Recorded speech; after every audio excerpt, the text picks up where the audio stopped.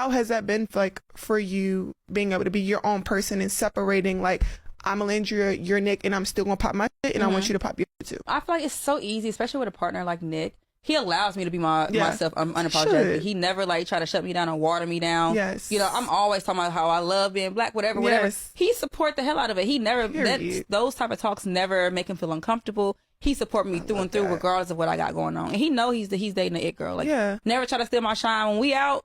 And they taking pictures. He be like, "Oh no, take pictures of her." I stand on the side. He be like getting the BTS of it. You know what I'm saying? Because it's so funny. Because prior to this life, when I used to date, a lot of guys used to be so intimidated by me. They would try to dim my light, say little things to try to like throw me off my game. You know what I mean? I'm like, bro, we ain't in competition. Like, what's up? Real quick video. So I've watched Love Island. I watched it, Judge Your Mama, and I like Olandria. So let me say that first and foremost. So I understand how her and Nick got together. They both got eliminated for being single, and then they put a twist into the show, and they say y'all can come back as a couple. And she was trying to get Taylor to like her, and Taylor never really liked her. He was a brother from like Oklahoma. You can tell he didn't really care for her. He didn't show her like affection and kiss her and stuff. But as soon as he got the new girl in, I forget her name. She was a nice, beautiful looking woman. Her name might have been Taylor or something. I forget her name, but Tyler, whatever the boy she was dealing with first, the country nigga from Oklahoma, you know, he didn't like her. But as soon as that other girl came in with the new group of girls, light skinned, real pretty girl, he was kissing on her, and Olandria, it hurt her confidence. It hurt her confidence. It really did. And she like, you know, and then the guy that she was dealing with, I think his name was Taylor. I forget what the other girl name was. Logan or something like that. But then, you know, before all that happened, they was together, and he elected to explore other options outside of Olandria. So Olandria should already know that dude really wasn't fucking with her, right?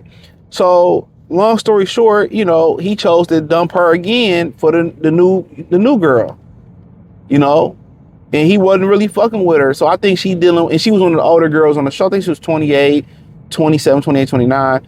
And I think, you know, a lot of dark-skinned girls deal with this colorist issue that people don't want them. And when you think about it, I believe the men go through this too, that everything dark is associated with negativity. A lot of people, they feel that way. They don't understand they melanin is one of the most valuable things on this planet, right? But I'm not going to get into that.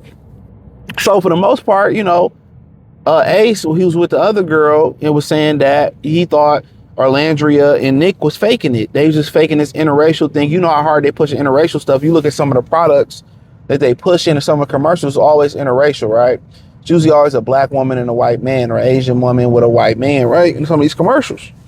And, but basically she made some comments on Angel Reese's podcast and said that, you know, she said before this, and I put the clip in there, but she said, it was told to me, she said that the love that Nick is showing her is healing the world. Now, Nick's original partner got kicked off the show for being a racist, for saying the slur chink, right? A couple girls got kicked off the show, to be honest with you, for racial slurs in the past.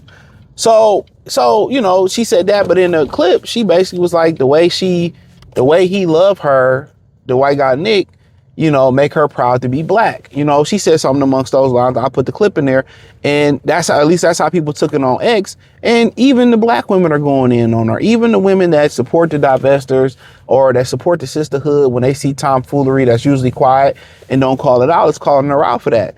But I think y'all got to dig a little bit deeper into what she's dealing with. I believe a lot of dark-skinned girls have this, and people, I want to just put women in there, but men, you know, a lot of them, and women are different, they're more delicate or whatever. They deal with colorism, and they tend to want to get with somebody that's lighter than them. You know what I'm saying? That's just what it is. They want those mixed babies because they see they dark skin as nasty. They see it as displeasing. You know, people call them nasty names. I've seen girls grow up like that. That's one thing I can't say. I've never made fun of a woman growing up because of her skin color. That's just not my thing, right? And I think a lot of them deal with the challenges of colorism. And I think y'all don't really understand how females work. Yeah, they come off, these women come off rough and tough.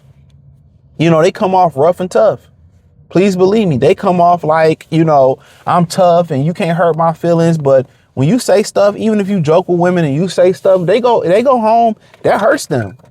that hurts them. That really hurts women when you make comments about they size, or you make a little joke about their hair, or you make a joke about their purse or what they got on. That hurts them. That's permanent damage being done. Let me say that again. That hurts those women. They go to bed with that on their mind. So I'm not defending her, but a lot of them got a swirl complex because they was teased about their skin color. And I believe she's a beautiful woman. I'll say that first and foremost. She has a great personality. But like I said before, she's milking her fame. That's what the show is based off of. But, you know, she getting a lot of negativity, when a lot of that negativity, you know, it's a lot of women that's doing worse divesting than she is.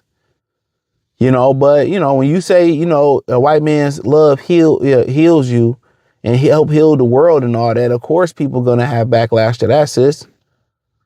Of course, you know, but at the end of the day, I know how those things work and how fragile the woman, not even an ego, how fragile women are. That's why society, I say this all the time, this is why society is constructed to protect women, because once they're damaged, they're permanently damaged. Women don't heal. They don't get over the damage that's been done in them, whether it's some type of grape soda, whether it's some type of psychological damage their parents put them through, whether it's you know, how many women have been, like, you hear these stories and you really start talking to women, how many women have had their cookies took against their will and they scared to speak up. And you and a lot of y'all be dating, not gonna say y'all, but a lot of us date these women and we don't know the trauma or the traumatic experiences that they've been through our life.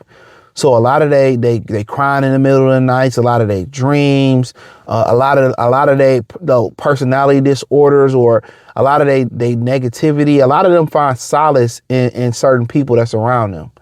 A lot of them find safety, you know, that's why I say when I deal with a woman, you know, whether we kicking it or whether we serious, like I feel a duty to make sure they safe when they with me. I'm not taking advantage of you. I'm here to help you. You know what I'm saying? Even if we just on some platonic shit, which I really don't do, we just kicking it. Like, you know, you a friend of my girlfriend, I make sure you're good. You know what I'm saying? Like, I think people don't really understand how much, like, when women get damaged, it ain't no, oh, put a new tire on, or, you know, oh, put some peroxide on the wound. Like, they're permanently damaged. Psychologically, they can't get over the things that we have to get over with. This is why you see the emotional lashing out, the cries. So even when you go through the damage of people talking about your skin color, oh, you too dark, and then he turns around, that Taylor guy turns around and get a light-skinned woman, or get with a light-skinned woman and start showing her affection from the beginning. That's trauma going back to high school. That's trauma. And in her mind, she might see all the light-skinned girls get all the good-looking dudes and the dark-skinned girls don't get. In her mind, it might seem that way. You know what I'm saying? You got to understand it. And then, you know, guys that get with girls, you know, with those fragile egos like that, you'll see girls like that deal with guys that they don't even need to be with. They look better than, just to get light-skinned babies, right? You'll see girls like that they might feel a certain way about themselves or some insecurity. You got a lot of bad bitches that have insecurities, that when guys that know how to really find those insecurities, break them down and make them come to them. This is where you see bad bitches, you know, on porn, or bad bitches getting pimped out.